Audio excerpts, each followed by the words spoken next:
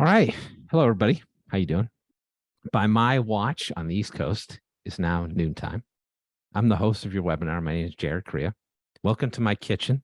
You might be asking yourself, why do I work from my kitchen? Well, it's simple. Access to snacks. Well, I'll try to avoid snacking for the majority of this presentation. Today, we're going to talk about merger and acquisition in a hybrid work environment. It's been a weird few years, right? Yeah, everybody can raise their hand and say yes to that. In my field, which is loosely speaking legal technology, been a massive uptick in technology uses by lawyers and a massive uptick in merger and acquisition activity. So we have a phenomenal group of speakers for you today, but that's only a teaser because I'm not going to introduce them quite yet. So now you know we're talking about M&A and hybrid work environment. Let me tell you about our sponsors. We got a couple of phenomenal sponsors for this presentation, two in particular. One is Syngraphy, and Syngraphy is one of today's sponsors. They're a global leader in e-signature solutions. Syngraphy is known as the signature company. Doesn't get much better than that, right? With a range of next generation compliance solutions, such as the pioneering inked signature platform, the video signing room, and the robotic long pen of wet signatures. Just fun fact, that was invented by Margaret Atwood, author of The Handmaid's Tale. Yeah, look it up. It's even on Wikipedia. For more information about Syngraphy, visit syngraphy.com. And I'm going to spell this for you, syngrafii.com. You'll also see the spelling on the page here. But make sure you get that right when you Google.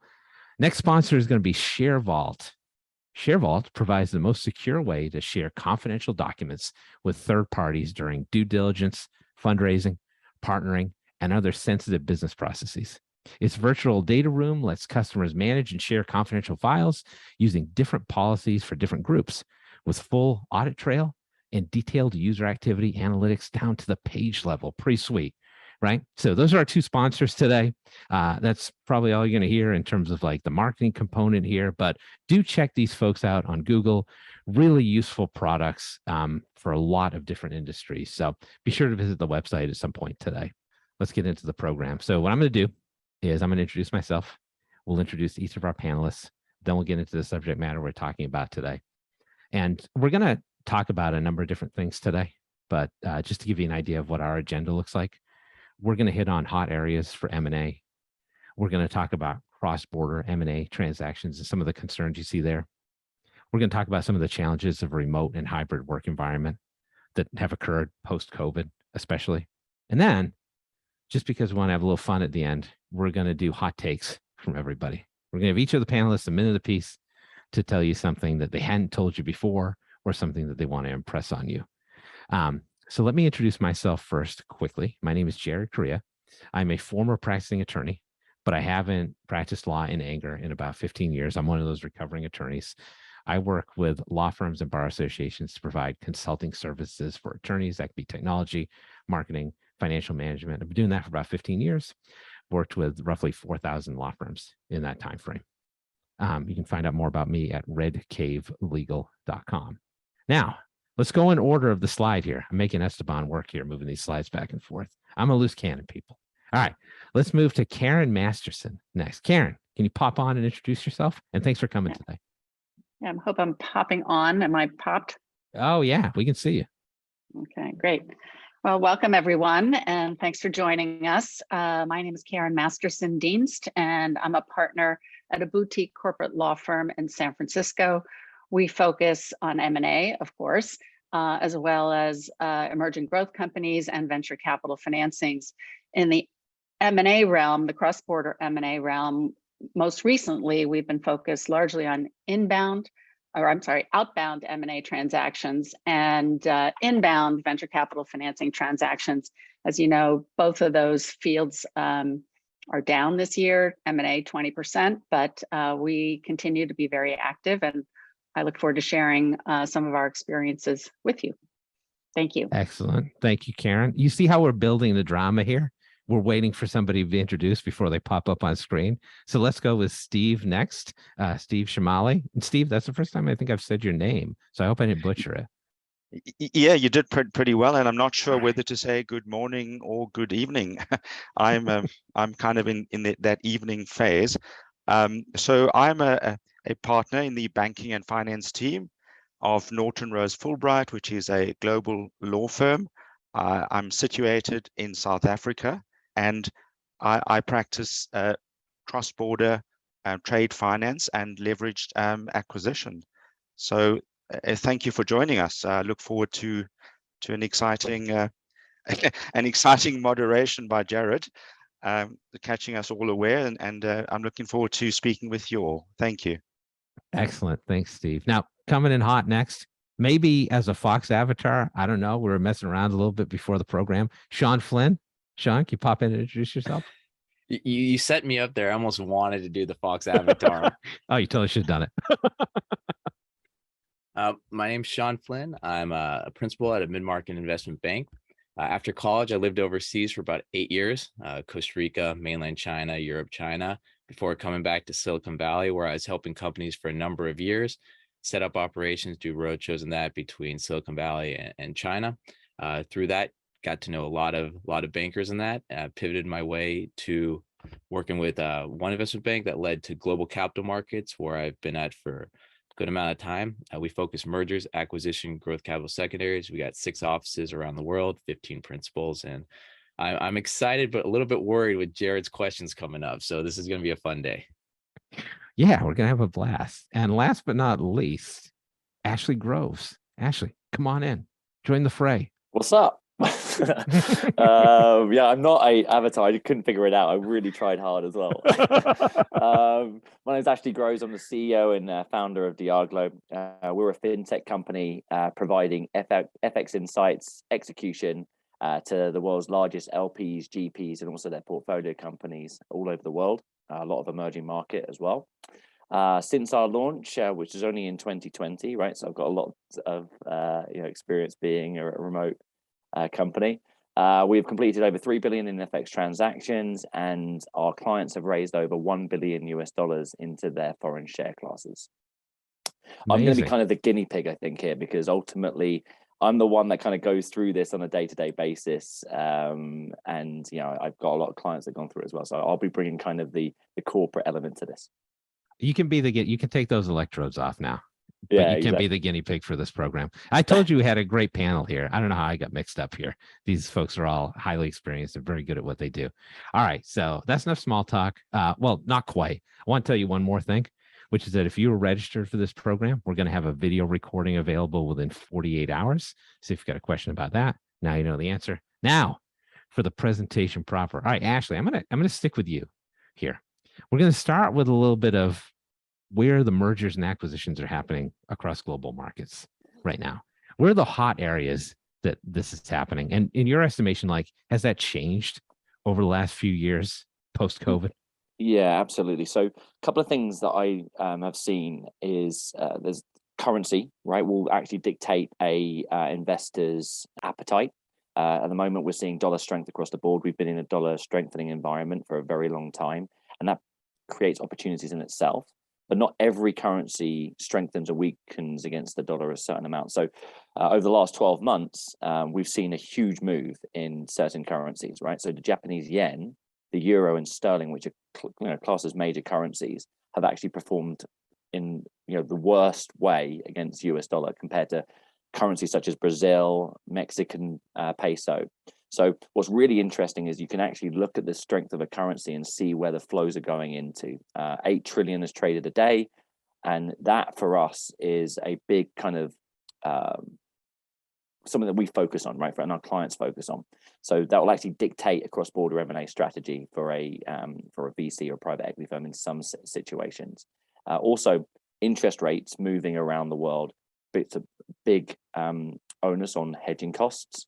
And when you're going into these markets and buying businesses or investing or lending into these markets, that has to be taken into consideration. So if it's really expensive to hedge in a country, that may put people off. That may put an investor off of going into that market. Important ones, we're seeing Brazil is a big one. A lot around middle class, and their improvement in the fintech and in particular banking is improved a lot. So getting money in and out of that country is improved, and that's why we're seeing Brazil, I think, as a very hot pocket right now. But Canada remains to be a big influx. South Africa is a big one as well. as a gateway into Africa, and Korea. South Korea is one that's really hotting up right now. So those are the main kind of areas that we're seeing. Pretty good. Now, I wish you hadn't mentioned Hot Pockets because it's noon time on the East Coast. Now I just want to eat lunch. Anybody else have different hot marketplaces? Do they want to add to what Ashley has said? Karen, you just unmuted, so go ahead. Yeah, I just wanted to chime in. Just to echo, we're seeing exactly that. We see US financial and strategic buyers being very aggressive in the UK and Europe. We're also seeing some activity in Brazil, and a lot of that is fueled by very favorable exchange rates, and of course, tons of dry powder here. So, our real world experience is exactly that, very, very active deal making in those jurisdictions. Sean, you want to chime in here? Do I hear Luxembourg from anybody? No? Sean, go ahead. I mean, the only thing I've heard of Luxembourg is the crypto exchange there, and some of the laws and regulations that are favoring that space a lot. Some of the conversations we've had recently were more Latin America and more areas that have a history of playing in inflationary spaces, that the companies are used to it, they have experience. So there's been some interesting conversations around that area, but I'm going to defer to the experts on the panel a little bit more there. I can't believe I just pulled Luxembourg out and you had something to say about it. Oh, I was Very thinking impressive. Liechtenstein. My bad. So there's always going to be Ashley. gateways. There's always going to be gateways, right? So there's certain areas right now that people invest through. So one of the things that I've noticed with certain jurisdictions, Cayman Islands is not actually a great offshore jurisdiction for them. We're seeing more places. Canada is becoming an offshore opportunity to raise capital. So you're seeing companies getting set up there and utilizing those rails. Jersey is very popular as a gateway into Europe now. Luxembourg, for your point, is obviously a stalwart in raising capital into Europe. People have to go to Switzerland to get Swiss. So there's going to be pockets of kind of areas where they're going to, but on the way out, where that money is going is, I think the markets are extremely excited about emerging markets and the ones that are really pushing that piece down the road, right? So how can we get our money in and out of those countries, I think is really important. Like how I brought up Luxembourg, and it's just like filtered into the conversation. I feel like I live a charmed life. Steve, you unmuted before. I want to make sure you had a chance to say something here if you want to. If not, that's totally fine. Yeah, thanks, Jared. I think in the southern part of Africa, things slowed down quite a lot during the pandemic. But as we emerge from it and we go outside more, we are seeing some hotting up. For example, there's going to be a lot of activities around the acquisition, I think, and the deconstruction of state-owned entities. So I think that's really where the emphasis is going to be here. There is a difficulty in obtaining dollar funding this side of the world. It is expensive, but we do the best that we can. Thanks, Jared. I think that's really for my part. Awesome. As an outside observer who doesn't do this work every day, I'd also throw out like Russian, Ukraine, anything happening there, or is that like a full of like what's going on over there? Sean? I mean, one thing that's really interesting there is the brain drain, I guess, or the skills and labor flight from Russia to, I mean, there's quite a few, I don't know, little bit side story. I have a podcast called the Silicon Valley Podcast. It was actually used for an English school in Moscow to teach English there, and it's a high net worth individual class. The entire class has fled Moscow, and these are high net worth individuals that own tech companies. And that, now I'm getting messages. This person's relocated to Mexico. This person's in Armenia. This person is moving, trying to get, eventually to Silicon Valley. But you had all this talent, all these businesses there that if you had the opportunity or have the opportunity, you're fleeing there as quickly as possible and bringing as much of those resources as you can with you.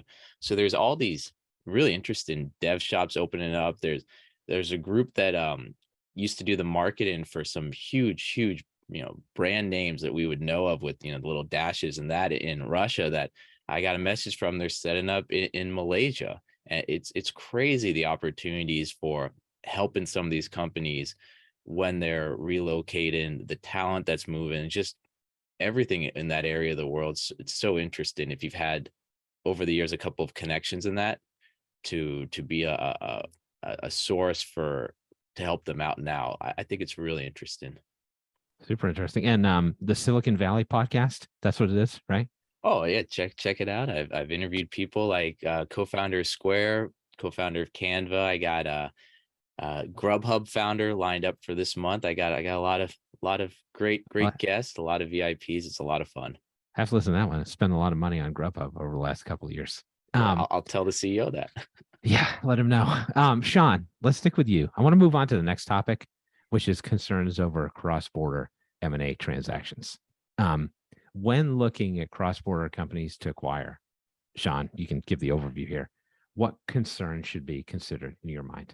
Well, luckily we have 40 minutes to cover this. I think we need to extend this webinar another, 4 or 5 hours to at least scratch the surface. You guys can go ahead and do that. No, go ahead. No, I mean, there's just so many things that people in the past had to consider, and now that laundry list is getting longer and longer. I mean, over the last 2 years, so many concerns have been brought up. Just one thing, data. All right. Data in different countries have all these different laws, regulations. If you're a tech company, what are you acquiring? Can you actually bring that data back home? Does it have to stay there? How much access do you have? How can you use it? Are there laws and regulations all around it going, hey, we're really planning to use this for this reason, but now we can't, or we're worried about this? There's that. There's, cybersecurity, network security issues with the last couple of years with, people working remote and overseas. Just, are those vulnerable entry points for things? What type of, legacy systems are they using? What, all those questions. What's really, I mean, just recently I had I've been having conversations about the whole ESG and DEI, diversity and inclusion, environmental, social, and governance. And that, when you're thinking of acquiring companies overseas, just how would those numbers affect yours? If you're acquiring this group over there, what are their cultural practices? How will that later on affect possibly your score in the future when you guys combine? Are there things that are happening over there that, perfectly okay, that culture, great. Bottom line, maybe that's what you looked at before, but now it's like, okay, what's the diversity there? What's the culture? What's their business practices? What's all those things are being more and more considered, because people are thinking, okay, we're not just thinking of that bottom line, we're thinking that double, triple bottom line for the future. And, how do you really put those in kind of your equations, your pro formas, your thought process when looking at these companies? It's crazy. And then, the other stuff from before, when, talking about currency, talking about taxes, talking about getting money in and out, there's all those concerns, along with all these new concerns that are popping up. This is a topic that there's no end in sight to the number of issues and problems that are, the back of your mind as thinking about these transactions. Glad you reined yourself in there, kept it to 4 minutes rather than 4 hours. We'll have to do like an outtakes from this presentation if we go another 4 hours. Karen, I'm moving to you next. Sure. Yeah, Let's talk about. Yeah, go ahead. You can follow up on Sean's if you want. Yeah, I was going to share some perspectives sort of from the legal side. In every M&A deal, you have concerns about predictability, efficiency of the transaction, and risk mitigation. And those concerns are heightened, as Sean was explaining, in a cross-border context. And on the strictly legal side, when we're dealing with counsel, either when we're representing either a buyer or seller, but counsel from a different country, we have different norms as to how we approach an M&A transaction. We have different market practices that need to be navigated. There are different regulatory regimes, and even, and I think that there is some truth to it, there are different risk profiles really associated with doing transactions in different countries. So that is the context in which you're trying to get a deal done, and it's much more complex when the parties are in different jurisdictions. And then when you layer on the hybrid environment on top of that, it even, exacerbates, some of those concerns. So much easier to do M&A work strictly in the United States, right? It's kind of what you're saying here as well. Oh yeah, absolutely. They're just well, just a very small example, in the UK, you can't do a merger. So no matter how many people you have on your cap table, you've got to do a stock purchase. And so you've got to round up all those dogs and cats one way or another. Whereas in the US, we could really simplify that transaction with a merger transaction. So that's just one example of differences in sort of laws and M&A practices. So Other the things UK is just an A. All right, this is good. I didn't know that. I learned something new today. Yeah. Well, you can buy assets too, but adding to Sean's laundry list, the other things that have really kind of cropped up during COVID and are even getting more significant today are national security reviews by foreign countries. We have our own CFIUS regulation that came about in like 2019, 2020. The UK has a similar regime. Australia has adopted a similar regime. So there's risk associated with those. And then of course, antitrust reviews are intensifying and they're really intensifying in the US. Sorry, I had to find my mute button. Fat fingers over here. Thanks, Karen. That was great. Now I want to have Steve and Ashley kind of take this last question in turns. So Steve, you're an issue spotter supreme. I think I've noticed that in our conversations. You can find trouble pretty easily.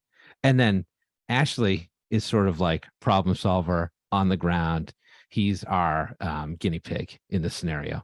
So Steve, can you tell us about some issues you see in cross-border M&A transactions? And then we're going to have Ashley come in and talk about some of the solutions he tries to apply. Yeah, certainly, Jared. I'll do my best to be that issue spotter. Yeah, so no matter how well Karen gets the deal done, and no matter how quickly it gets to that table, when you get to the boardroom table to actually sign the deal, there's nobody there, right? The boardroom's empty. You walk down the corridor and your colleagues aren't even there. And then, of course, the counterparties are cross-border, so they're nowhere in your jurisdiction. They might not even be in your time zone. Now, all you have to do is sign the documents. And of course, that's a real challenge because, the jurisdictions, each jurisdiction has its own set of legislation. So you get legal and you get technical incompatibility between these jurisdictions. So it's not that easy to simply sign a document in a cross-border jurisdiction and then expect that it's simply going to be accepted into evidence in the courts of the other jurisdictions. So you have to look to solutions for these. And yes, sure, and Ashley can deal with this, but we're looking to the electronic signature platforms, and in some circumstances parties are making plans. They're looking for pragmatic hybrid solutions as to how to give effect to the signing. And different jurisdictions have they prescribe different signing requirements. So please, Ashley, provide the solution. It's funny, we've obviously spoken before, but you haven't seen, maybe you've seen my emails, because there's you have no idea what I've been doing this week. It's all about signatories. So our company does foreign currency transactions, right? And we have different partnerships with different banks around the world. We have clients all over the world. They're signing term sheets with us. There's a lot of NDAs in place. Plus, I'm going through a capital raise for my firm as well. Right, so we're doing our seed round. So you can imagine all the term sheets are going and flying backwards and forwards. It's all I do. I just literally named myself Chief Signing Officer because all I do right now is signatures. It's so funny and so prevalent. So I'll give you a real life example this week. One of my clients has a law firm, Brazilian client, and they want us to sign an NDA, right? And they're about to sign a term sheet with us after that. We've just moved from LLC to Inc. So I've just now moved all of my banking relationships, everything over to the Inc. Right. So all of those documents have to be signed, co-signed. We're doing board resolutions. All of that has to be signed, docu-signed, etc. Right now, I've been signing these documents, right, as if I'm the CEO of the company, which I am. We didn't put a resolution saying that I was authorized to sign. So I had to get a notarized version of my shareholder certificate and my roles and responsibilities and give myself signing authority on a document, get that notarized, right? And my accountant, is in a different town to me. It would have been a 2-hour process to get that notarized done. They didn't happen to be there. I end up going online to a company. They videoed the entire process. I had to upload my my 2 IDs. The whole process took 10 minutes. It was the most professional signing thing that I've ever done. And I sent the 3 documents to an Australian bank and to these lawyers as well. And the whole process took 15 minutes. And they had a digital signing video and signature. It was all of the documents were there. I had to swear that I was correct, and I was able to get everything done. That was 3 countries, right? So it was a US notary. I think it was based in Texas. It was a Brazilian lawyer, and it was an Australian bank, and it sufficed. I mean, it sufficed all 3 of those. And it was really interesting because what you were talking about, both of you and Steve, Karen, were talking about different rules and regulations in different jurisdictions. I think that is probably one of the biggest concerns that I'm going to have, with all of my clientele, etc., and doing investments all over the world, right? Does it suffice? A US digital notary, does that suffice everyone around the world? And those 2 jurisdictions have accepted it, which is great. But is it the case in the UK, etc.? And but I was very impressed with that technology, and it's again, it's a big part of what we do, and it's different, right? Is a DocuSign really true? Could someone cut and paste that document and that signature and forge or steal my my signature? My team, could they sign something on my behalf? So yeah, 15 minutes though, not bad actually. Yeah. So Steve, I want to bring you back in for a second here, because it seems to me that like every transaction like this could involve companies, individuals from different areas of the world. So every transaction, it seems like you have to look at new, right? How do we stitch together these 5 jurisdictions? How do we stitch together these 3 jurisdictions? What does that look like from your perspective? That's going to be a big challenge. Yeah, it is a challenge, and you need help. And I think that's the point. Ashley, I'm so glad you were able to resolve yours so quickly. But can you imagine trying to get this right, somewhere else? So perhaps in the UAE, where not only do you have to translate the document, for use in the cross-border jurisdiction, but you also have to find a notary, and in partial lockdown, that's not that easy. And then even worse, you have to have the court in which the notary is registered issue an apostille certificate confirming that the notary is registered.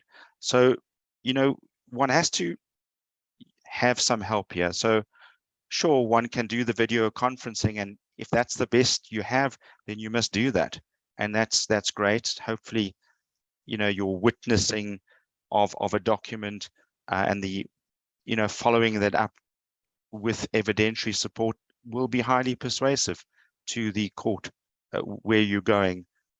But it takes too long, and you need help, and you need that sophisticated platform, a platform that can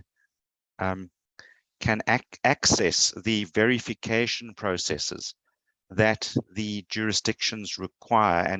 And given that each jurisdiction has separate standards of authentication or separate requirements for electronic signatures, you do need the help of the platform, because one country might have a requirement of an advanced electronic signing, and it might be reliant on an accreditation being received by an authorized or accredited service provider in that jurisdiction. So the question is, are those standards good enough, and would they be accepted then as an accreditation by the other jurisdiction?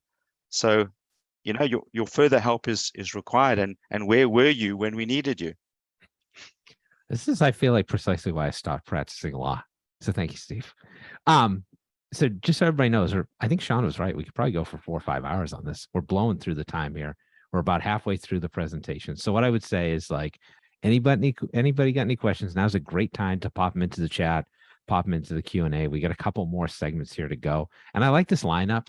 So I'm going to stick with Sean, Karen, Steve, and Ashley in that order. Ashley, you're batting cleanup. That's a pretty good spot to be. So let's move to the next topic now. And this one's starting off with Sean. So the work environment that's been ushered in by COVID over like the last 3 years is now entirely remote or hybrid remote and in person. So what kind of effect have you seen from that in the M&A environment? Before answering that, listening to Ashley and Steve reminded me of a kind of a story. Maybe people here would find. I love stories. Find it hilarious. This was years back. This was before the trade war. I remember we're working on one deal between mainland China and Silicon Valley with this company, and it was hilarious because mainland China, they're like, okay, we need the official stamp on it, and we're like, okay, we're gonna sign our signature and ink it. And so it was going back and forth for, right? I think like looking back, it was like 2 weeks or something, just going, no, we sign things here. There is no stamp. And they're like, yeah, we need a stamp to move this forward. And we're like, no, there's no stamp. We sign it. I'm trying to remember the solution. I think it was we carved up a potato and like did that. I'm not 100% sure, but somehow we got it. So they're like, oh yeah, okay, that's a stamp. Perfect. Now we can move forward. But just Ashley and Steve, I was like, well, that would have been so useful to have this video just going back and forth. A little bit better than the potato method, Yeah. but kudos to you for creativity. So yeah. So that just popped up right now. It just reminded me of that. Just, I don't know, hilarious. But okay, so your question. Great question. Yes. Love the question. Excellent. The hybrid work remote, the environment that's happened the last couple of years.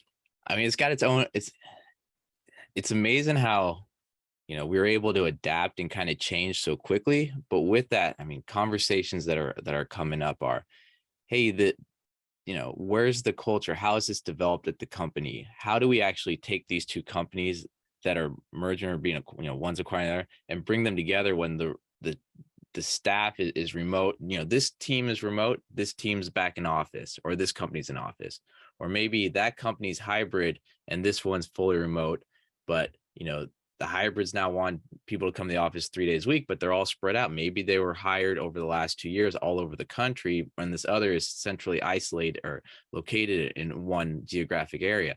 How does that look? And even, you're talking to the private equity guys are like, yeah, we only want to invest in, southeast, part of the United States. Like, yeah, great. That's where the company is headquartered, but the entire team's remote all over the US.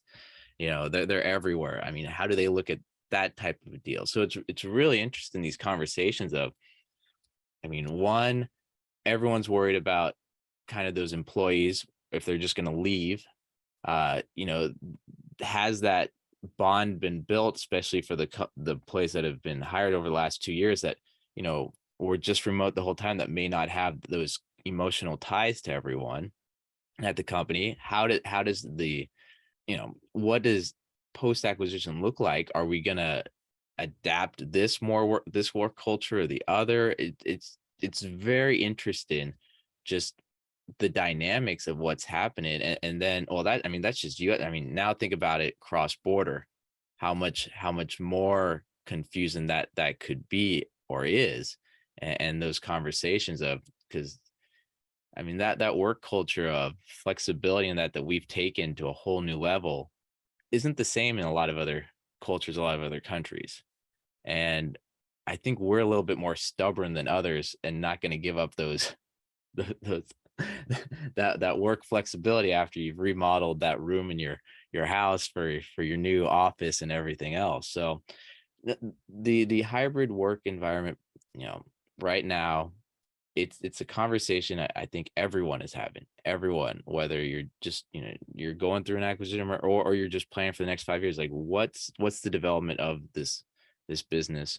Where do we see we're able to recruit and keep talent? Would we lose talent if we change it? Just it's going to be interesting the next 3 to 5 years. I really think this is going to, we don't know what's happening. Right, come back to the office.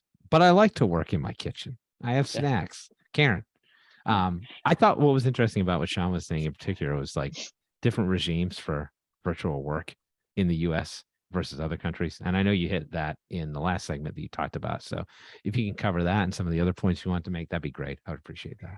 Sure. Yeah, I'm going to start just by saying, the year 2021, and Sean, correct me if I'm wrong, was the busiest year of deal making ever. So there we are. We're coming out of the pandemic, sort of, but mostly hybrid or remote. All of us, all the participants to M&A transactions, and yet we were able to close the greatest number of deals with the greatest transaction volume. And of course, we're a little bit on the downslope now in this year, but what enabled that was the technology that exists today, and that we hope will be improved going forward. But VDRs and e-signatures and video conferences, all those tools are great, and they actually improved efficiency in a lot of ways and allowed us to get all those deals done. But as Sean was pointing out, they don't solve all problems. There are issues with respect to integration. It's hard to integrate remotely. There are issues in terms of due diligence. It's hard to know that you've gotten all the information you want, or hard to get all the information you want when you're not actually meeting with people in person. You're not having management meetings in person, at the target company and really getting a feel for what's going on. It causes problems for the signing and closing process, which we've discussed. And it's not the panacea. We still need more tools. Deals are harder to do in a way in a hybrid environment, but we will never, moving forward, go without the tools that have become so important to getting deals done, during the pandemic. With respect to signatures, the closing process, concerns still remain about the authenticity of these signatures, whether they're, as Steve points out, are they enforceable, effective in the countries in which the documents have been signed? And then, a more kind of mundane question: what's been signed? These periods where we've been so busy, change pages are zinging around the world up to the second before the transaction is effective.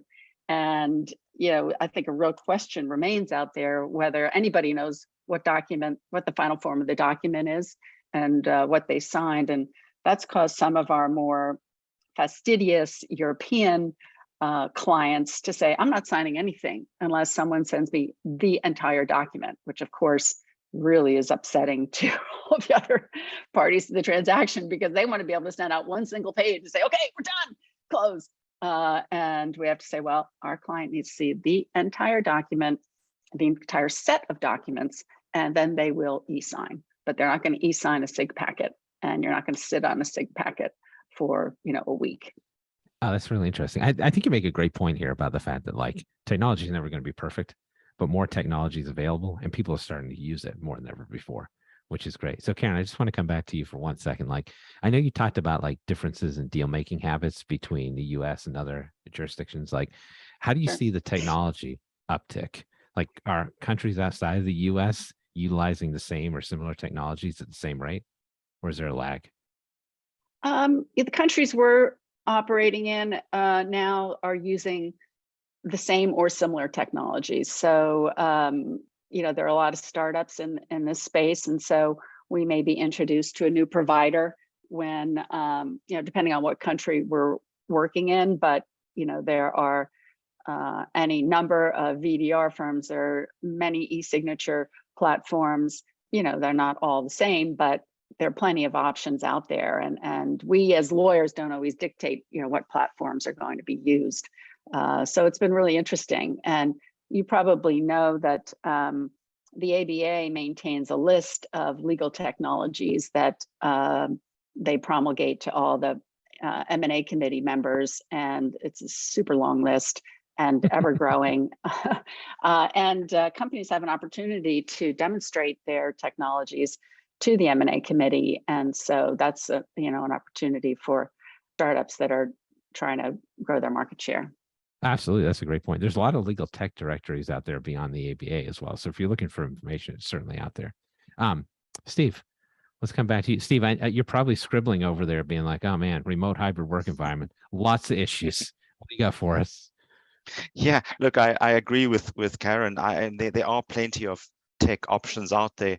I think the changes that we're seeing is that it's the users are now focusing on actually how to use that technology and how to make it work, right? And I'm seeing that happening as I've seen an irreversible change in the way people approach technology. It was there. It probably wasn't used that much, but I think transaction advisors and counsel have understood they need to keep up. You know, they need to embrace the changes and the new hybrid environment, and they need to understand the legal implications of what they're doing, and ensure that when they use the technology, that they understand the legal basis for that. So, you know, for example, little things, you know, does the governing law of the agreement itself that you're signing, does it in fact recognize electronic signature? And you know, and if it does it prescribe requirements? So you have to make that inquiry, and you have to make further inquiries as to whether the jurisdiction where that signatory signs, does it permit execution by electronic means, and what about the constitutional documents of that signatory? So these are the questions that need to be asked, with a view to being able to effectively use that technology. And then, and coming back to Karen's point, enforceability, well, the big question is, where is that agreement going to be enforced? And what are the rules in that jurisdiction regarding the evidential weight and admissibility of those signatures? So what I'm seeing is just people are working at becoming better at using technology, and it's on account that it has become necessary, to do so for all the reasons that we've canvassed in the past 40 minutes or so. Now, Ashley, I'm thinking you're probably sitting there being like, hybrid work environment. All right, I got my iPad. I'm in Aruba. I got a drink with an umbrella in it. Yes, do you use this regularly in your business? And like, what concerns do you see? How do you overcome those? Yeah, I mean, I set my company up January 2020. My first ever newsletter. Good timing. Yeah, I know, right? Sent out was on this flu from China. That's going to be a problem because 1 billion people are about to fly around the world for Chinese New Year. And I was like, probably going to be a bad idea, guys. You want to stay inside. Didn't think they were going to stay inside for 2 years, but that's where we are today, right? So my entire business has been built in a bubble, right? And there's obviously benefits. We know the benefits, right? I didn't have to fly around and budgets and what have you. You know what I was able to do with that money? Invest in technology. I think that's really important. If you think about it, right? New company, no clients beforehand. All of my employees have been onboarded remotely. All of my clients were signed up remotely. My business was formed and founded and created. The documents were all done remotely and online. It's all I ever know, and it's all my client and my team ever know. One of the things that Sean and I spoke about on the lead up to this was culture. Right, when you're in this situation, there's certain things that technology can do. It brings you together. We can have these Zoom calls, we can brainstorm, and we can do whiteboarding and all these different creative things to get the deals done, right? And I'm focused on getting the deals done, right? You guys are focused on getting the deals signed.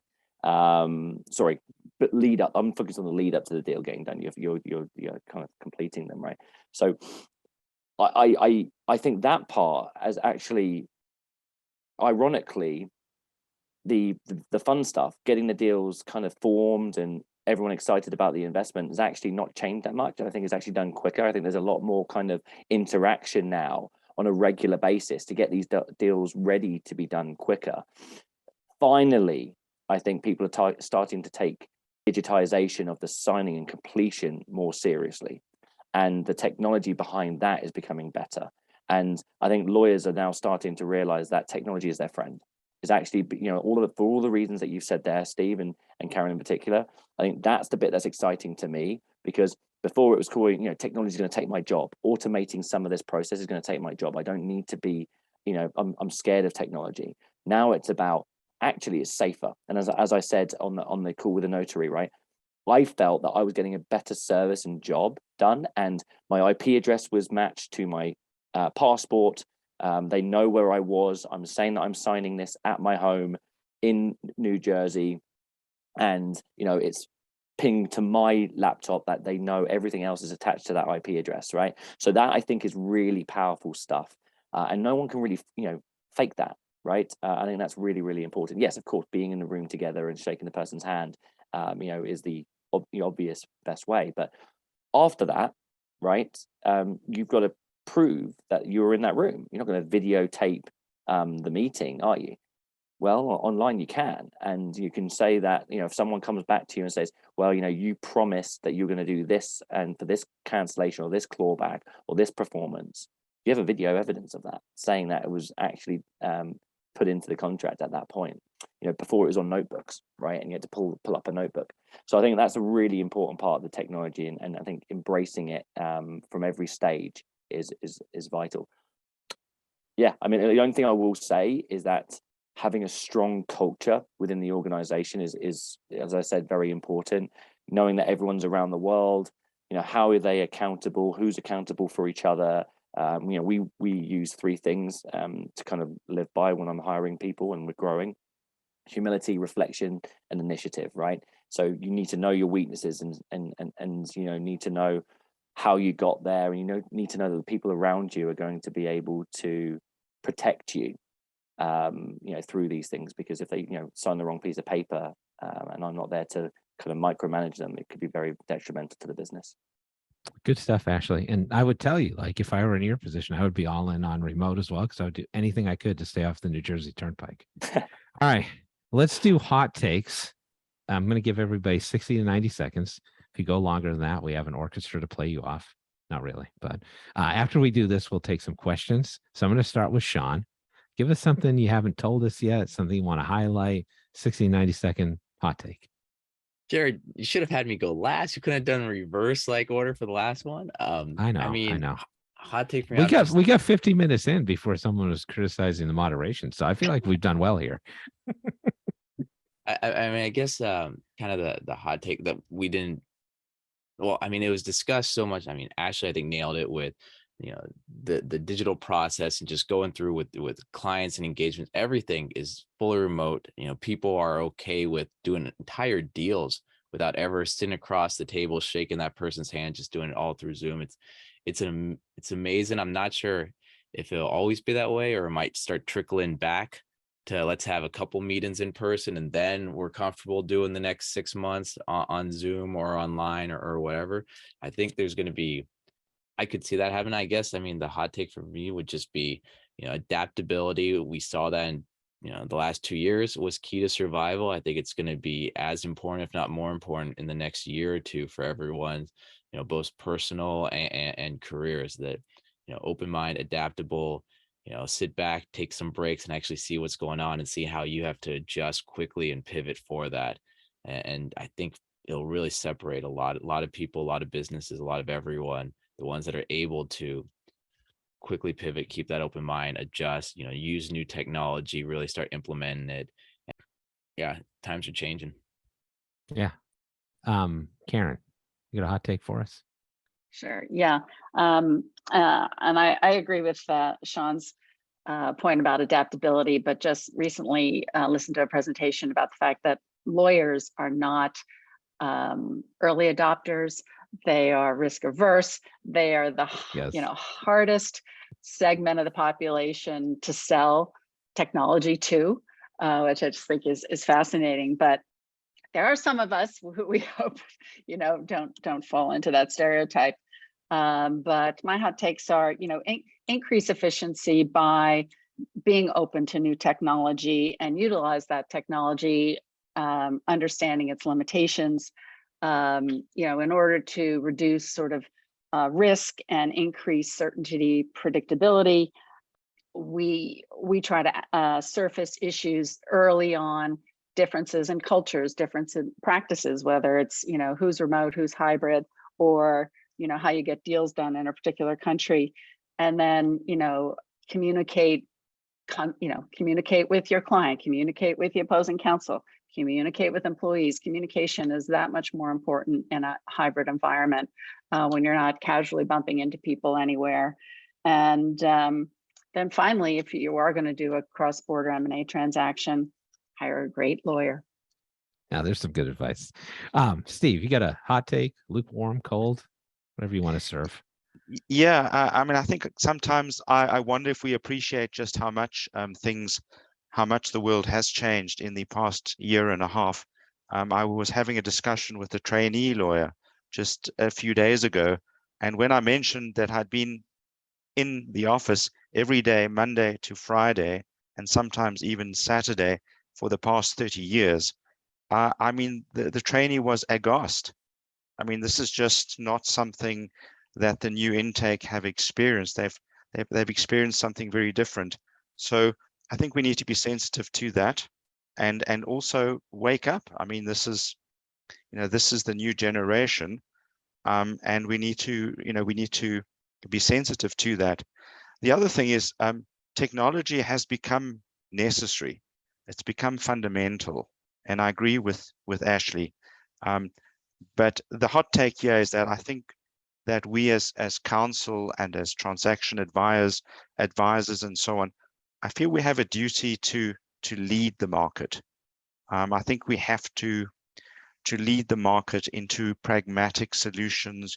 We have to lead the market in the use of technology, because if we don't do it, I'm not sure who's going to do it. That's great. I love that. All right, Ashley, you're up. Yeah, so I'm going to kind of like reiterate the FX piece, because obviously that's what we do. But I really do want to bring in some ideas as well, and kind of even spur another conversation between everyone down the line, not another hour.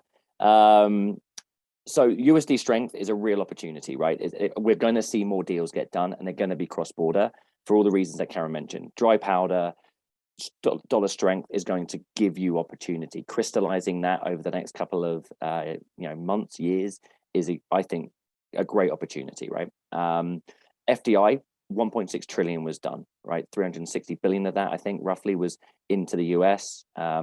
60 billion went into Brazil, right? Which is a large portion to go into an emerging market. And this is last year's stats, right? People are going to look to invest in emerging markets that are ready for it, okay? And there are certainly now, because we were forced into this COVID, people have invested in their country from data, technology. The reason why Brazil's really hot right now is because it has a younger population that's educated, but also they now have internet in their pockets, right? They're able to get online, do banking within each other, and that's going to spur a whole host of companies to support them. So getting money in and out of these countries is going to become easier. That means more deals are going to happen, right? And these companies are able to go, I'm a global company, right? I started it, on my desk in my kitchen, right? So, I have every employee is in a different country. Every client is in a different country. And they're growing and expanding into different countries, right? So you're a global company from day one. That makes more complexity within your dealings, and you're buying. If you're a cross-border M&A specialist, you're buying a multinational corporation, whether you like it or not, right? The final piece that I would like to kind of leave this on is foreign currency can kill deals, right? Cross-currency escrow for things such as performance clawbacks are an absolute nightmare to manage. And currency has never been more volatile. So one of the things I'd really like to leave the panel with is smart contracts. How can we get your legal expertise into these contracts and digitize them and follow them, and create this kind of blockchain effect to the closing process, and ensure that your expertise is obviously there building these contracts, but they're digitized in a way that protects both the buyer and the seller, and brings people into the market and finds that middle ground through technology. I think that's the bit. We've got great stuff on the beginning, getting the deals done, great stuff on the end now, getting them signed. But I think the bit that's going to be the most exciting part for me to watch is the negotiation, right? How can we bring that negotiation through technology better and enhance it with your expertise? And, as I said, some of the new technologies in Web3. I think that's really exciting. Well done, Ashley. You went for like 8 minutes, though. We'd be in commercial right now if this was the Oscars. But don't worry, I won't hold it against you. I will say that we've got about 3 minutes left. We've got the opportunity for people to ask questions. So if you've got questions, put them in the chat now. Last call. Speak now or forever hold your peace. And I do have one question that I want to throw out to everybody, which is, has the time to close a deal increased or decreased due to remote transactions? And whoever wants to start with that can kick it off. Looks like Sean. I'm going to say it's relatively the same, to be honest. That's 6 to 9 months. I mean, putting everything together, marketing, going out, having conversations, due diligence. There was that span in time where the due diligence was being extended because people were unsure. Now it's coming back a little bit shorter. But I would say the whole, from start to finish, 6 to 9 months, pretty similar to before. But sending getting things organized, sending things back and forth, that definitely sped up getting things signed. But I think people are, I don't know, I see the whole process right now still taking the same amount of time, more or less, from beginning to end. I'd love to hear everyone else's thoughts, though. Yeah, Karen, you're unmuted, so you can go ahead next. Yeah, I would say that's largely my experience, that the fact that we've gone remote has not lengthened the deal cycle.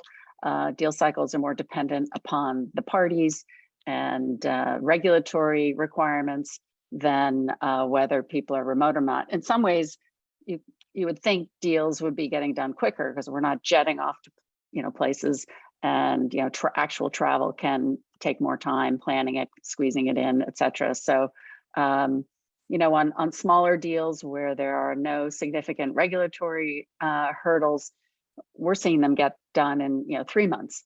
But we had a big acquisition representing the buyer, a U.S. strategic buying a UK company, and it took 9 months, and we thought or even longer, I guess.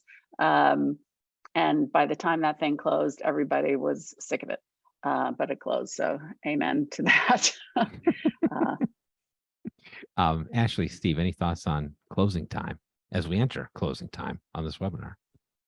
Yeah, I don't think there's been an increase or a reduction in time, Jared. I think it's really all about the parties and how intent and motivated they are to close a transaction.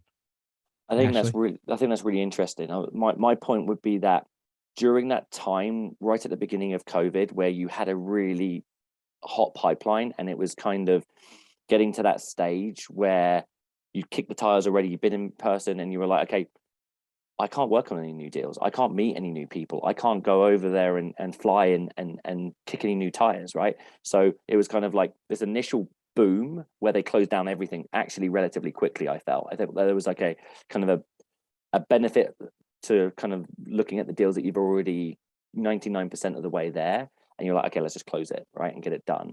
And then I think what happened was actually the pre-analytics piece took a while to kind of kick-start it up. I'd like to think that more people are now willing to close online, right, and less kind of friction there. So I think actually maybe the closing period has that kind of back and forth with the contracts has been a little quicker because of the technology. But I think the new deals, like finding new deals, going out there and getting comfortable with the new opportunities, is probably slowed down, I think. Fair. Okay. We're past the top of the hour. I want to be respectful of everybody's time, but I want to thank the panel today. Great job, everybody. Karen, Sean, Ashley, Steve. I thought you all brought really unique perspectives today, and I appreciated being able to come on to the webinar as well. Whether you're listening live or you're listening to the recorded version, I hope this has been a true delight for you. I want to thank our sponsors, that's ShareVault and Synchrony, and maybe we'll do a part 2, and we'll see you then. Thanks, everybody. Thank you. All right.